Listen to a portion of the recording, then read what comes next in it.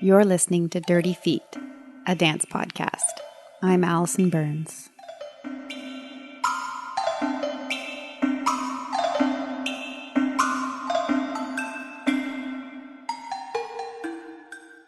And I find myself again at the Ottawa Dance Directive for another show that's being presented as part of the season.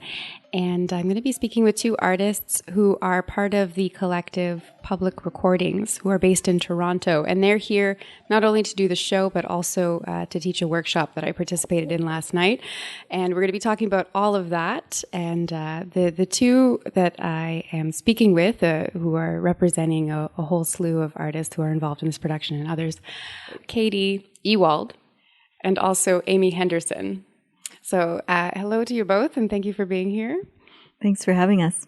And I'm going to start with Amy, because she is one of 4 associate artists that make up Public Recordings. And I would love for you to just give us a rundown of the 4 people involved in Public Recordings and talk a little bit about this mostly choreographic group, but as it is described to speak to other disciplines as well. So there's a lot of collaboration happening with Public Recordings. Suppose it might be helpful to talk a little bit about how we got to this point, which was loosely organized projects, often initiated by me over the years, which were so deeply connected to questions about groups and collaboration and those as choreographic practice, that it became imperative to think about the structure of the company in as rigorous terms. So in a way, we were learning from our studio practice and imagining what a company structure could be that emulated that, and that required that we do away with some of our preconceived notions of how a company should work and embrace the intelligence and the intuition of our dance-based studio work. So it's been just a few years that is formalized, and it is a structure that's collective, that is these people have self-selected into these roles from a group of about 20 regular collaborators, and we see those positions as fairly fluid, that these are the people who are currently able and interested to be in those types of leadership roles. And we're working collectively, imagining management as an artistic practice. And so right now it's myself, Sandra Henderson, who comes from a production background primarily, and sees production as an artistic engagement. Jeremy McCormick, a graphic designer, and Evan Weber, who is a writer from a theater background. And something else that's interesting about this format is that I believe you're not always all implicated in a project that is put forth by Public Recordings, but at least one of you. Yeah, it's we're in transition. Definitely in the past, a lot of the projects have been led or co-led by me.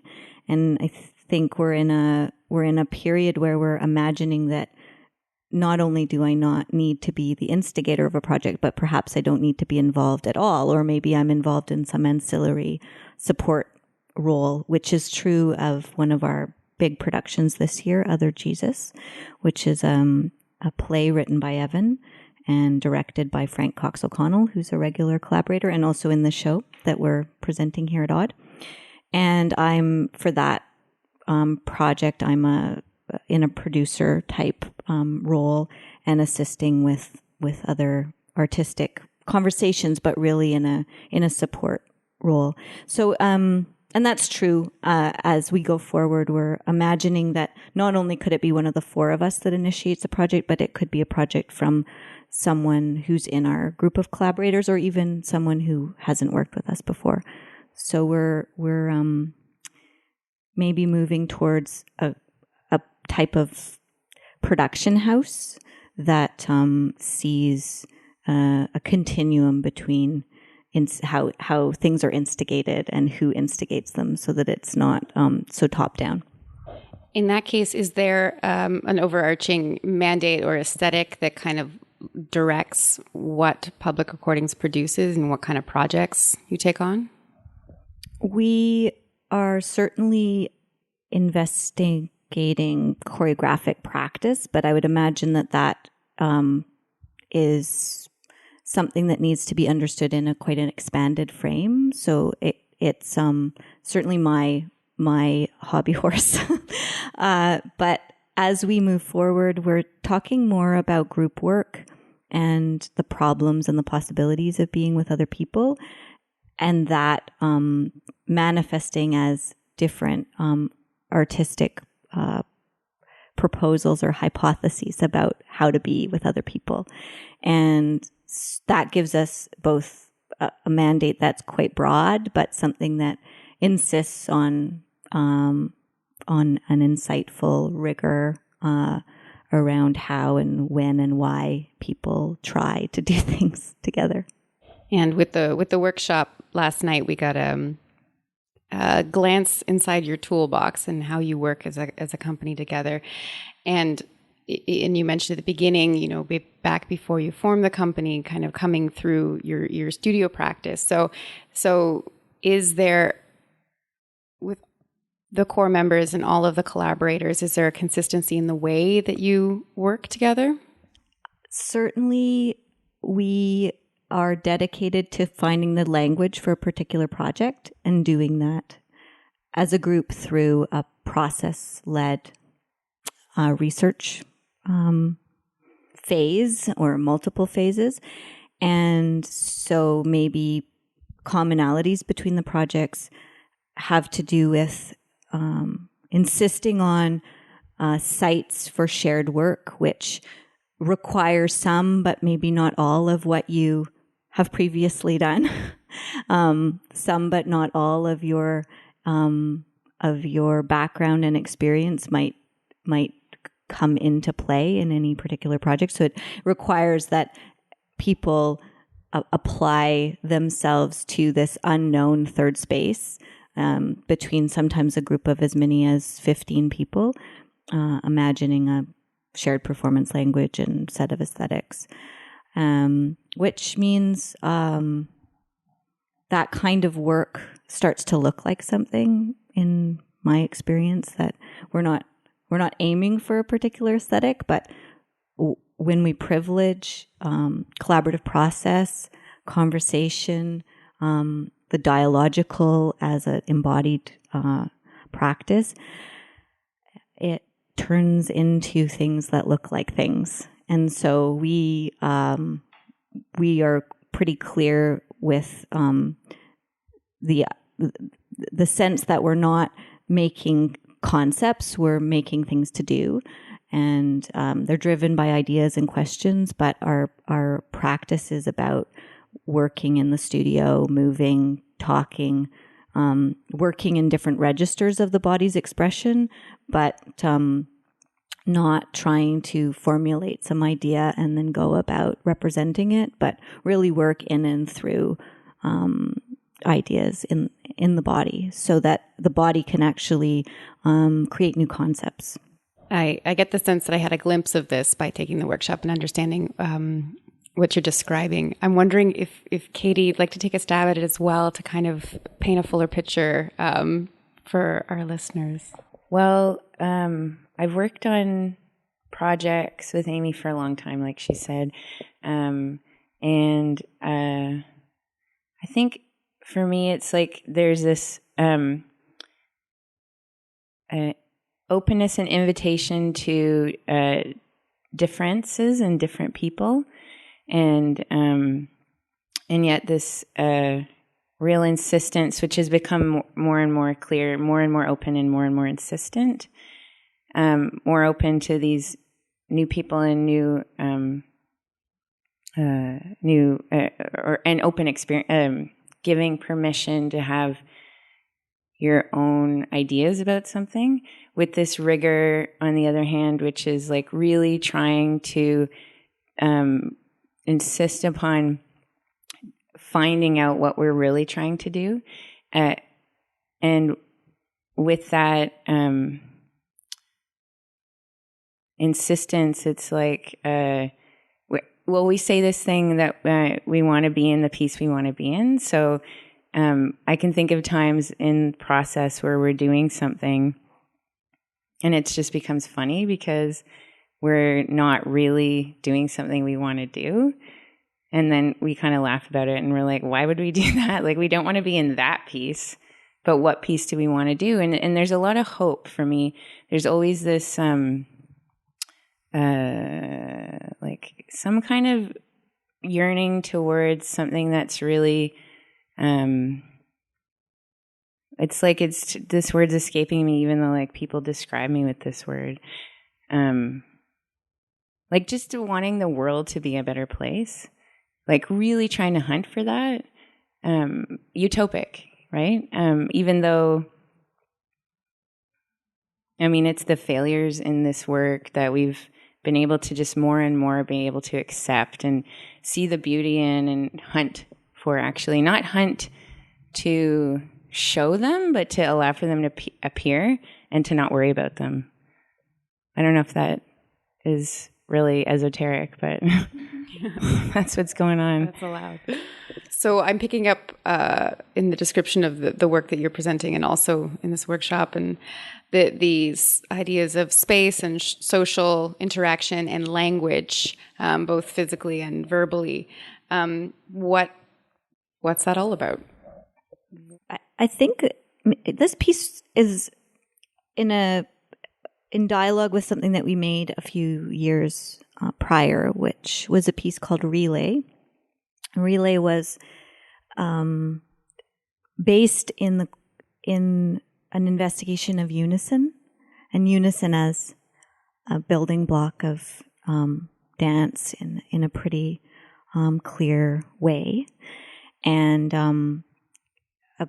I suppose a question about unison's purpose and ability in the contemporary moment, and whether or not there was a version of unison that we could find that didn't subject the people doing it to some of the conditions of that practice in dance as it's existed in the past. So we were searching for a unison that didn't require a leader, essentially, and thinking about that in relationship to folk tradition and really celebrating also dancing and the dancers who were in the piece, their history, their previous history of dancing, and thinking a lot about reenactment and remembering as critical to the dancer's agency. What is it that a dancer possesses as an archival record of their own dance experience in their body, and how can that be repurposed? How can a dancer work with that as part of their lived experience? And it was a pretty interesting dialogue for me as a choreographer with other choreographers through the performers that I had engaged for the project. And in that research, I, as an artist, was finding myself needing to get over some hang-ups that I'd had about maybe dance, or, what I was considering to be the conventions of dance, and to learn that those are available for me to use, and that I could ask questions about them, and that I could celebrate them as much as develop a critical approach. And what that led me to was realizing that the dancer is often a mute subject, and realizing that through the piece and what happened in the piece, which was that in a moment deep into the piece, people started to work with memories of performances that were text-based, singing, monologues. And it was an eruption that was kind of cacophonous, not just in terms of how it sounded, but also formally. And it was startling in this way that felt like it was the beginning of another project. And so this piece is an attempt to heal what I felt to be a divide between utterance and other types of embodiments, and that somehow we have been conditioned in dance, especially, obviously, for me, I need to couch this in saying, Western dance and a particular tradition within Western dance, a body that is essentially mute, and that there's a kind of a dichotomy between the speaking body and the dancing body that I was very disturbed by. And this project is a work about that flux between those types of modes without making a binary between them. So what is utterance as embodied gesture and as movement and as choreography and as dancing? And that research was just inevitably going to be in dialogue with social practice, social movements, protest, other places where utterance and the act of the speech act becomes really potent. So this project is certainly about what groups of people speaking together, which I see as a dance piece, but is also in a dialogue with the question of what it means for people to gather and to speak together, and what that forecloses as much as what that offers as possibility. Is there a question of authenticity in this as well? Of like where being a performer and being a social human being, we're being truthful and giving a speech? I don't tend to use the word authenticity. I'm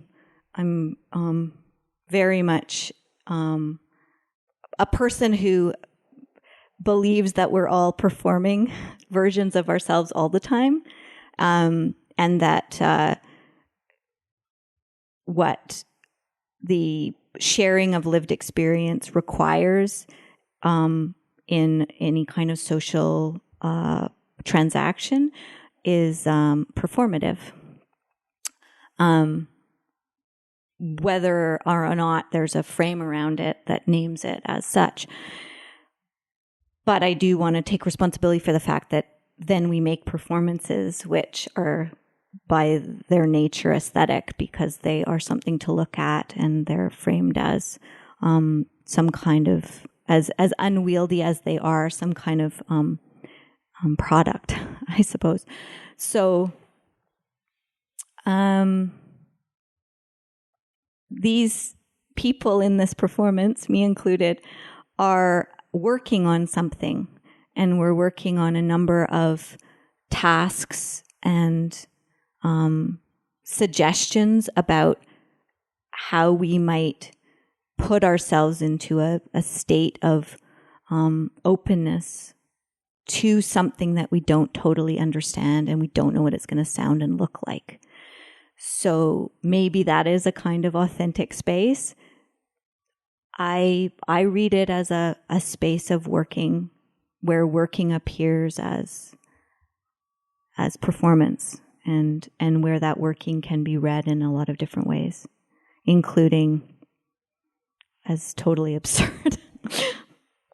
And I would just add to that a little bit, because I feel like I've been asked this question in different versions of this question. And something that we're working on is working with this vulnerability and this openness, but it's very, very, very crafted. Like, I don't ever feel like I'm not in charge or in control of exactly what I'm going to reveal about my actual life. So there's a lot of craft behind it and a lot of practice. And it comes off looking like a certain aesthetic or a certain way, but I'm always in control. Is there a demand made of the audience for what we are saying? I think there might be. I think the demand is,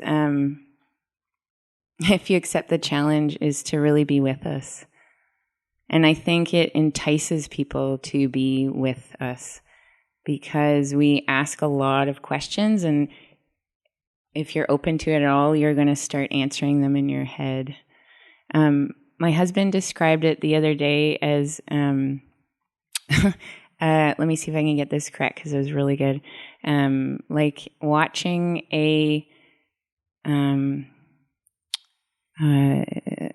something about some kind of therapy sporting event.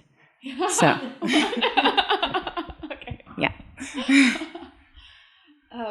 The idea of also doing a workshop in tandem with this performance seems very appropriate in terms of this kind of reaching for this connection. Is this just the method that Public Recordings uses when they tour a show, or is this specific to this project doing these workshops? What does the workshop do for you? Well, so we made a joke when we were in Calgary when we performed. What year was it? 2015. That we should just tour it like a band, and we kept making the joke enough until the associate artists agreed with us, and then started working on it. And so now we're touring in this different way that we're hoping is actually more possible, and to be able to keep sharing this work. And part of the way that we wanted to interact with the community was to have a workshop. And a lot of the people in the cast are already teachers with a teaching practice. And I would say that everyone in the cast, and it's a sort of a roving cast at this point, there's certain members that come, and even in this tour, in certain cities, and that I've witnessed people teaching in the most incredible way. And so we're just sharing in a different level, a different register, I guess. There's also something about this work in a very intense way. It's true of all of our projects, but I feel it the most so far with this one.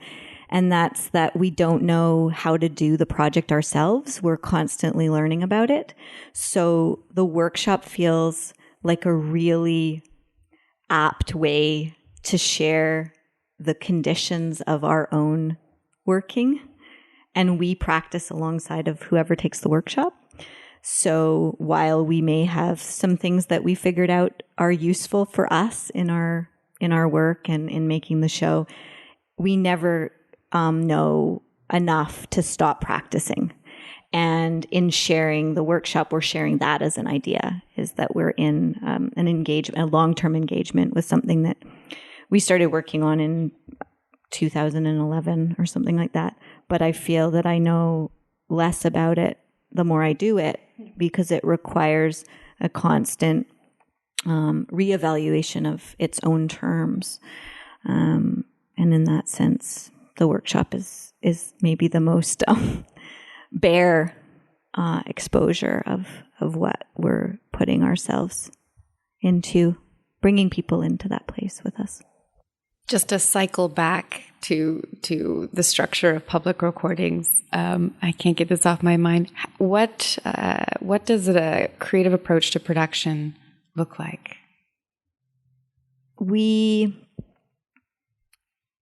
talk a lot and meet a lot in a way that reminds me of how I've worked on art projects, where there are few assumptions about the way forward and a huge amount of breadth and listening to allow different ways in and approaches and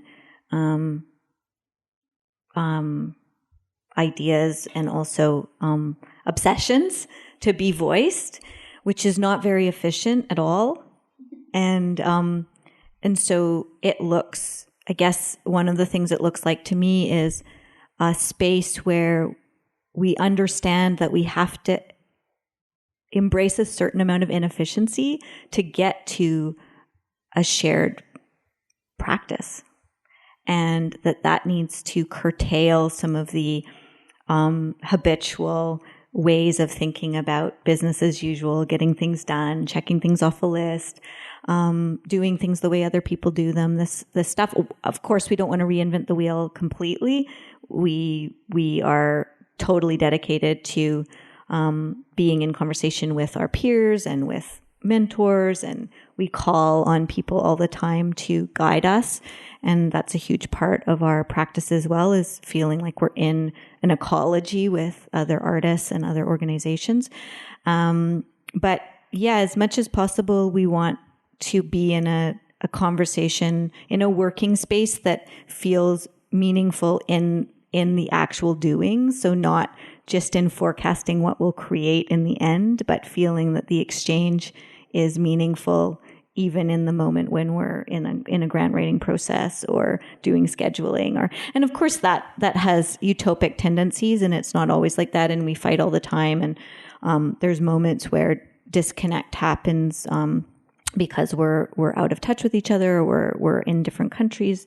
But it's a striving towards a shared methodology, which we're constantly revising. So also maybe it looks like something that's never fixed, that we think we've figured out the best way to do a certain thing and it works for a little while, and then something starts to break down. It's like, okay, well, we need to go back to that and find the way that works now for the moment we're in now.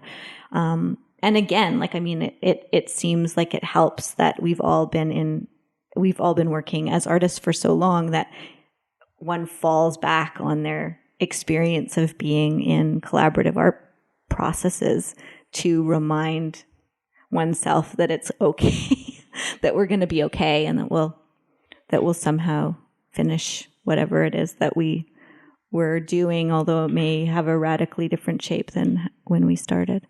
And maybe also another thing, and Katie kind of mentioned this with the band tour idea, is like running with ideas, like have somebody or some group of people having a thought about something maybe being possible, and then realizing that mostly what makes things happen is people thinking that it might happen. So we try to invest ourselves in good ideas. Great. I've been speaking with Amy Henderson and Katie Ewald from Public Recordings, and they're presenting What We Are Saying at the Ottawa Dance Directive this October. Do you have any last words about Public Recordings, about the show, about dance, about life, about yourself? But yeah, it would be great if you came out to the show, if you're curious at all about what we're talking about. Splendid. Thank you very much. Thank you.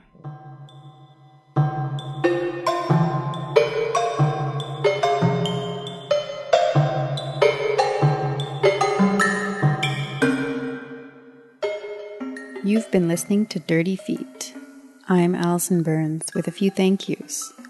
First to Paula Flalo and the No More Radio Network, also to Mainline Theatre and Montreal Improv Theatre, and to all present and past team members who can be found on our website, dirtyfeetpodcast.com. You can also find us on Facebook at Dirty Feet Podcast and follow us on Twitter at Dirty Feet.